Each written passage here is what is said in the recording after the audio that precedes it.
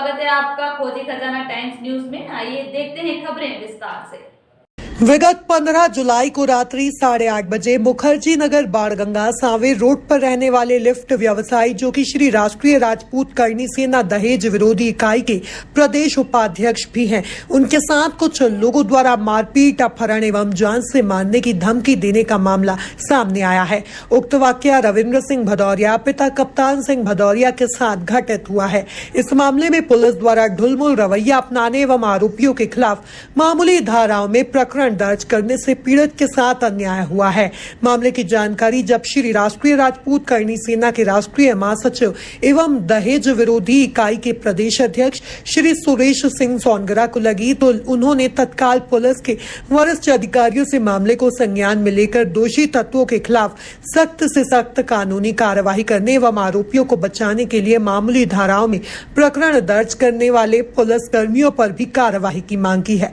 इस मामले में पीड़ित रविंद्र सिंह भदौरिया ने बताया कि उनके व्यावसायिक परिचित वेदांत शर्मा के स्कीम नंबर 51 स्थित निवास पर उनके द्वारा लिफ्ट लगाए जाने का काम किया जा रहा है। इसके लिए बाकायदा एग्रीमेंट भी हुआ है, किंतु एग्रीमेंट की शर्तों का उल्लंघन करते हुए वेदांत शर्मा एवं उनके पुत्र तथा अन्य लोगों द्वारा उनसे कम राशि देकर लिफ्ट लगाए जाने को लेकर व्यर्थ विवाद किया गया तथा 15 जुलाई को मेरे घर में घुसकर सिर पर रिवॉल्वर व कमर पर चाकू अड़ाकर वेदांत शर्मा की स्विफ्ट गाड़ी में अपहरण कर उनके संगम नगर स्थित निवास पर ले जाकर चाबुक, लठ, लोहे के पाइप व हॉकी से जमकर मारपीट की। मुझे धमकाकर मकान की रजिस्ट्री उनके नाम पर करने को कहा गया।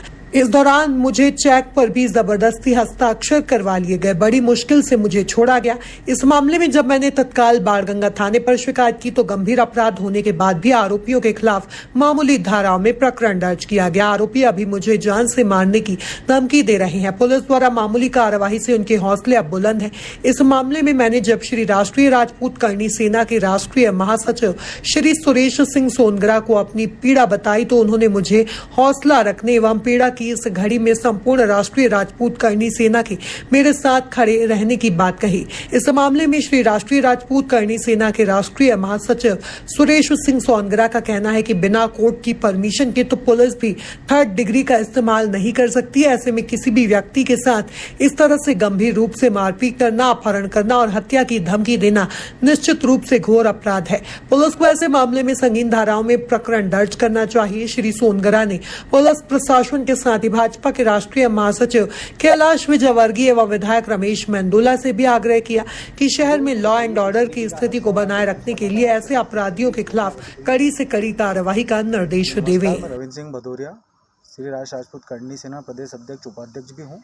मेरा लिफ्ट का व्यवसाय भी है और मुद्दा ये है कि 15 तारीख सोमवार को मुझे वेदांत शर्मा नामक जहाँ पर जिसका मेरी लिफ्ट लग रही है संजय शर्मा का, उनका बेटा आता है, 7-8 लोगों को लेके आता है, 4 लोगों को लेके मेरे घर में घुसता है और मैं घर के अंदर ही था, वहाँ पर पिस्टल अड़ा दी और बोले चल, तो मैंने बोला भैया चल रहा हूँ।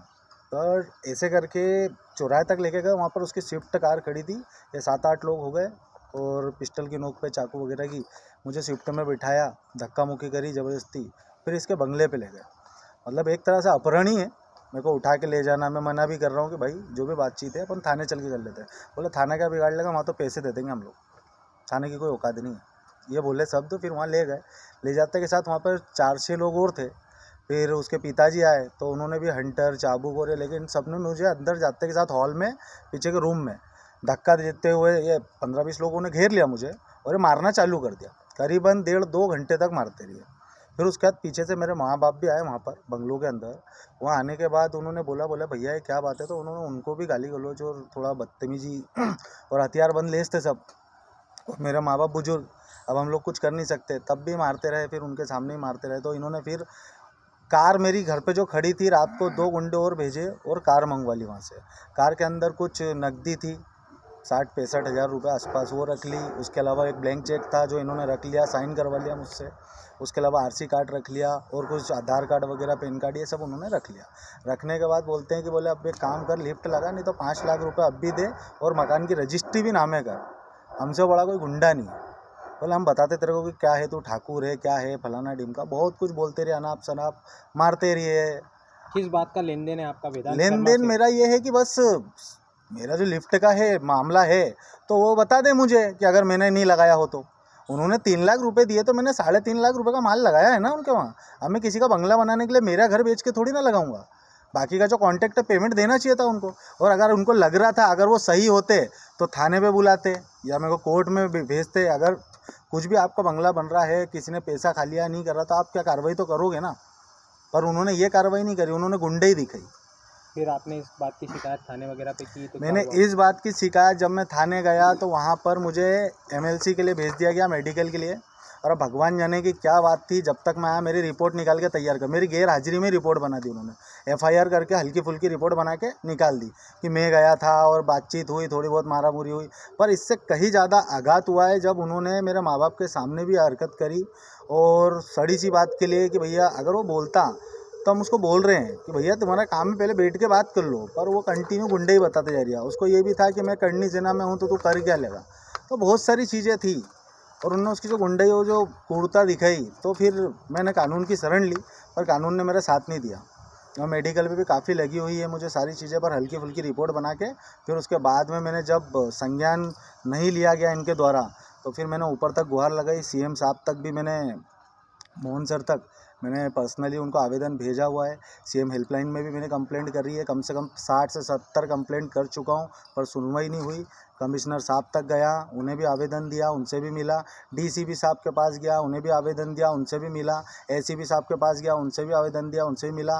फिर उसके बाद कोई कार्रवाई नहीं हुई है। तो आज मैं यहाँ आया हूँ, जो हमारे राष्ट्रीय अध्यक्ष हैं दादा श्री राजपूत करनी सेना के, मैं उनके पास आया हूँ। और संज्ञान में अब जो भी है बाकी करेंगे। कहाँ पे आपको बांध के रखा गया था और कहाँ मारा पीटी की गई? उनके संगम नगर वाले बंगलों पर, जहाँ पर संगम नगर में उनका बंगला बन रहा है, अभी भी रेडी नहीं हुआ है, अभी भी आधा अधूरा ही है, बस ऊपर शिफ्ट हो गए। वहाँ उनके बंगले पे ले गए थे मुझे मेरे घर से। लिफ्ट लगाने की बात जब हुई थी, जो पैसे के लेन देन, क्या उसका आपके पास कोई एग्रीमेंट है? हाँ एग्रीमेंट है ना मेरे पास। उनके पास भी एक एग्रीमेंट है, जहाँ पे हमारी लिफ्ट का कॉन्ट्रैक्ट होता है हमारा एग्रीमेंट होता है। तो एक एग्रीमेंट उनके पास है। किसको दिया जरा बताइए। ये देखिए मैंने ये जो आवेदन है ये कमिश्नर साहब को भी दिया हुआ है, सीएम साहब को भी दिया हुआ है, एसीपी साहब, डीसीपी साहब, डीआईजी साहब, सब दूर मैंने आवेदन दे रखे। इसमें मैंने अपील किया कि मुझे न्याय दिलाएं। डीएसपी साहब ने आपको आश्वासन भी दिया, इंटरव्यू भी दिया? डीआईजी साहब ने मुझे आश्वासन दिया है कि इस पर कार्रवाई होगी और इस पर धाराएँ बढ़ाई जाएगी। जिन्होंने अपराध किया है उसे सख्त से सख्त कार्रवाई करके उसके खिलाफ कार्रवाई करी जाएगी।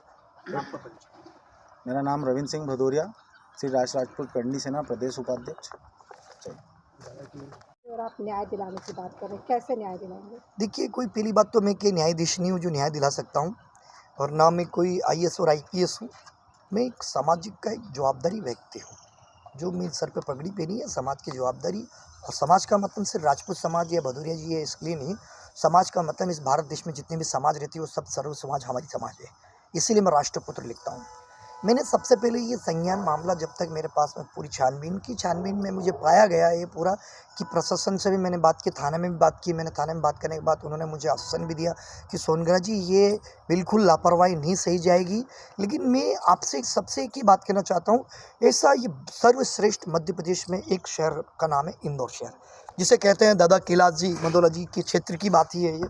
तो मैं उन सबसे एक ही बात कहना चाहता हूँ, स्वच्छ भारत का स्वच्छ देश का स्वच्छ भारत का स्वच्छ इंदौर में ऐसी स्वच्छता कैसी? जो माफिया पनप रहे हैं और माफिया पिस्टल के दम पर अपने किसी घर में घुसते हैं और पिस्टल के दम पर पिस्टल तानते हैं और उसको अपहरण करके ले जाते हैं और अपहरण करने के बाद उसे बंदी बनाकर बहुत तबीयत से मारे जाते हैं। और मेरे पास कुछ फोटेज भी मिली है। पहले तो ये डीएसपी साहब का इंटरव्यू भी है, ये इंटरव्यू भी है। लेन देन का मामला था। रविंद्र भदौरिया नाम का व्यक्ति है जो लिफ्ट का काम करता है, जिसके द्वारा संजय शर्मा और वेदांत शर्मा, जिनका स्कीम नंबर 51 पे घर बन रहा है, तो उनके घर में लिफ्ट लगाने के लिए पैसे लिए गए थे, लेकिन आधा अधूरा काम हुआ है।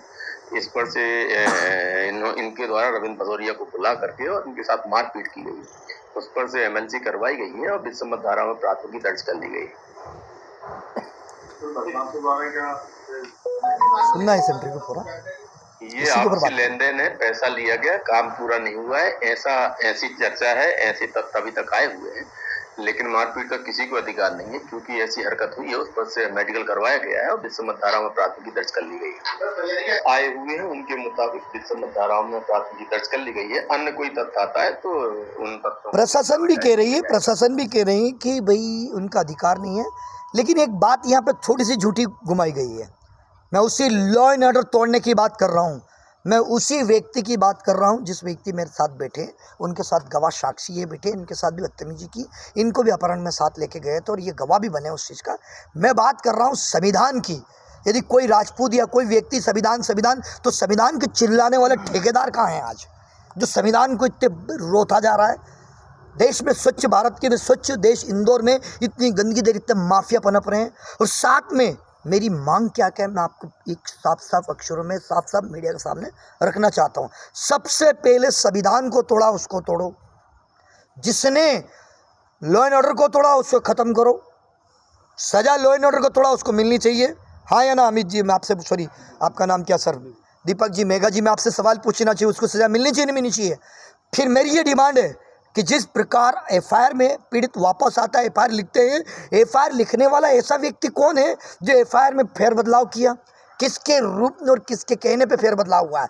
जब फोटेज ये बता रही है, बार बार फोटेज ये देख रहा हूँ मैं कि इसको उठाया गया वहाँ से, बल्कि रिपोर्ट में लिखा है कि ये वहाँ गए।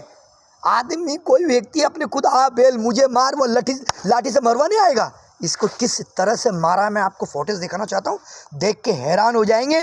किससे मांस के लोंदे दिख रहे हैं, आप इसे देखिए, गौर से देखिए, दिख रहा आपको ये, गौर से देखिए, ये देखिए, ये देखिए, दिख रहा होगा आपको। क्या व्यक्ति अपनी मार खाने वहाँ जाएगा? मतलब एफआईआर में फेरबदलाव किया, उस पर भी कार्रवाई चाहिए मुझे। That's my demand. कि यदि प्रशासन के पास जाते हैं तो प्रशासन के पास न्याय के लिए जाते हैं, ना कि फेरबदलाव करवाने के लिए जाते हैं लोग। यदि कोई आता है और अपने दबाव पे माफिया या गुंडा या नेता के बलबूते पे एफआईआर बदल जाती है, क्या ये भारत देश के ये कानून है? क्या भारत देश का प्रशासन, इस दिन के लिए हम लॉ एंड ऑर्डर को हम देख रहे हैं, इस दिन के लिए हम बात करते हैं। भारत देश संविधान से चलता है, आज संविधान की तार कर रहे। कहाँ है वो ठेकेदार जो संविधान की बात करते हैं? कहाँ है सब? मैं किसी बात के कोई ठेकेदार आदमी नहीं हूँ, मैं सिर्फ आपके माध्यम से उन माफिया और समाज के ठेकेदारों को उनको याद दिलाना चाहता हूँ और उनको व्यक्तियों को कहना चाहता हूँ कि ये गलत हुआ तो उनको सज़ा मिलनी चाहिए। That's all.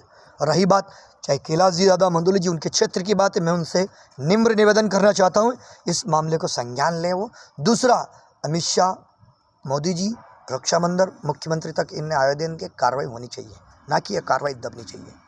बात छोटी मीडिया बड़ी मीडिया नहीं है, बात है सिर्फ आप सबकी एक आवाज़ उठकर इस बात को रखना।